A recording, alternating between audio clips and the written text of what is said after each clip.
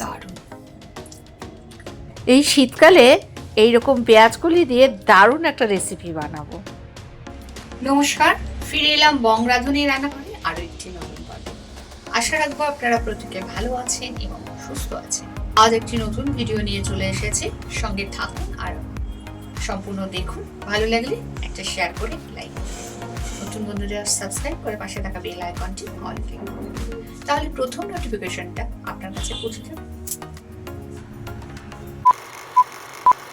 বন্ধুরা, এই শীতের সময় এরকম টাটকা সবজি পেলে আর জ্যান্ত মাছ তাই দিয়ে একটা ঝোল করব। কি দারুণ লাগে গরম গরম খেতে।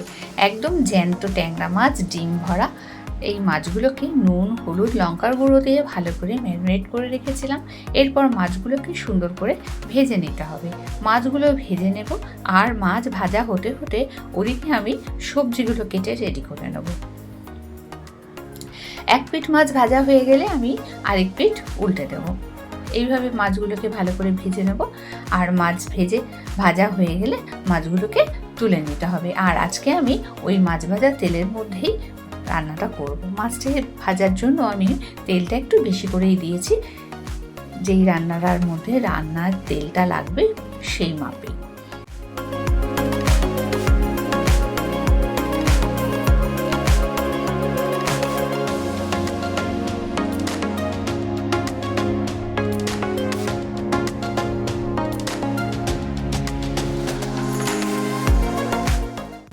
ওই মাছ ভাজা তেলের মধ্যে আমি দিয়ে দিচ্ছি কাঁচা লঙ্কা আর কালো জিরে।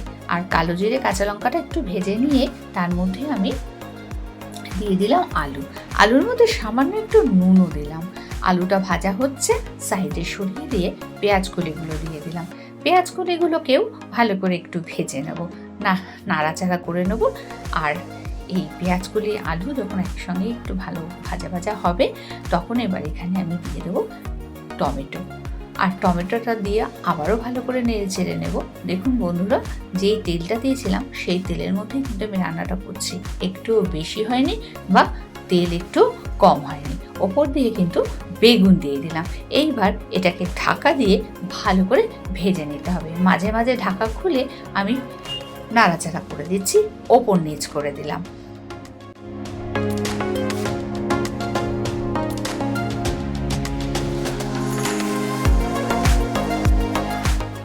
এইভাবে ভালো করে ভাজা যখন হয়ে গেছে, তখন পরিমাণে নুন, হলুদ, রেগুলার মশলা যেগুলো ধনের গুঁড়ো, জিরের গুঁড়ো, লঙ্কার গুঁড়ো, কাশ্মীরি লঙ্কার গুঁড়ো, এগুলোকে ভালো করে দিয়ে আবারও নাড়াচাড়া করছি।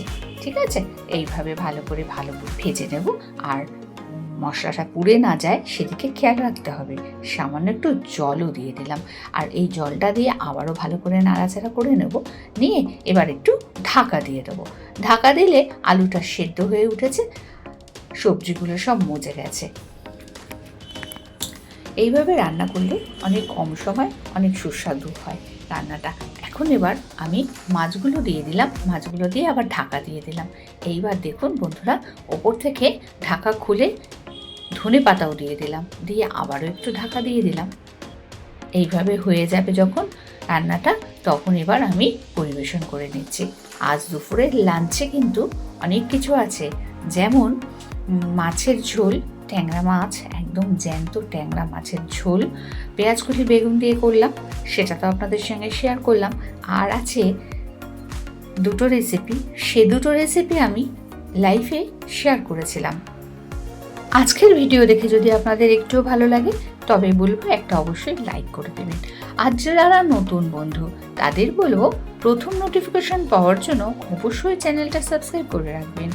পরিবার, পরিজন, বন্ধু বান্ধব সকলের মধ্যে রেসিপিটা শেয়ার করে দেবেন। আজ দুপুরের লাঞ্চে রয়েছে সাদা ভাত।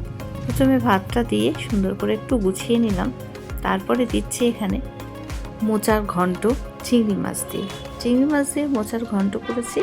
আর আছে চিংড়ি মাছের দিয়ে মোচার পাতুরি, কলা পাতায় মুড়ে চিংড়ি মাছের পাতুরি করেছি।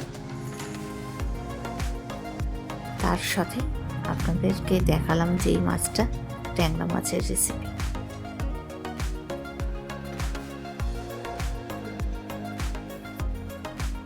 তবে বন্ধুরা, আজ ভিডিওটা কেমন লাগলো। এই পর্যন্তই, ফিরছি আগামী পর্বে। ভালো থাকবেন, সুস্থ থাকবেন। সঙ্গে থেকে সম্পূর্ণ ভিডিও দেখার জন্য অনেক অনেক ধন্যবাদ।